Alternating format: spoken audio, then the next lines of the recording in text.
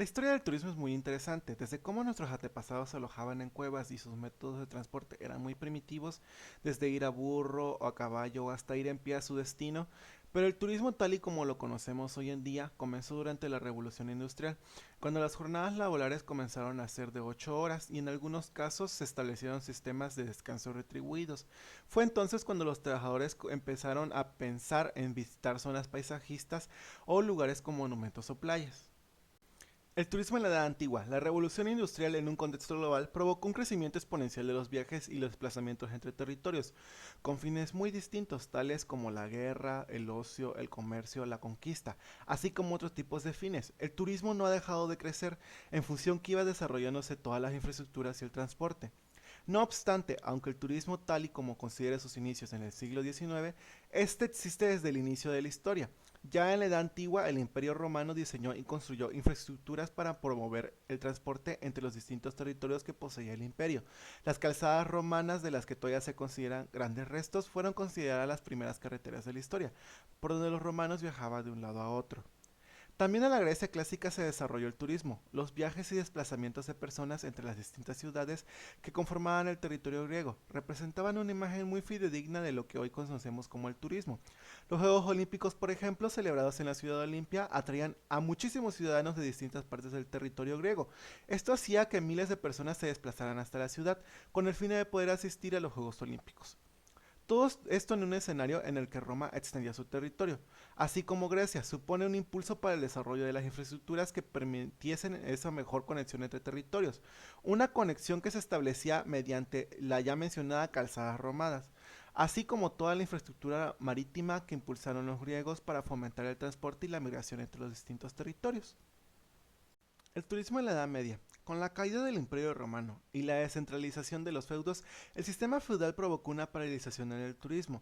La Edad Media presentó un periodo de grandes conflictos bélicos, que disminuyó la práctica turística, y es que las relaciones de vasallaje entre los ciudadanos que no podían abandonar las tierras del señor feudal, así como esa descentralización en pequeños feudos enfrentándose entre sí, provocó que las migraciones dejaran de sucederse con la misma frecuencia que se daba en la Edad Antigua.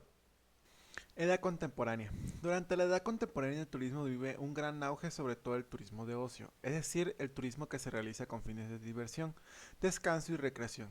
La aparición de Thomas Cook como empresario del turismo fue clave para ello, tanto es así que se le considera el padre del turismo. Cook empezó a escribir guías de viajes llamadas Tourist Book, guías de viaje tal y las como conocemos hoy en día. En el año 1841, Thomas Cook organizó el primer viaje turístico de la historia y más tarde en 1855 llevó a un grupo de turistas en una ruta por Holanda, Bélgica, Alemania y Francia.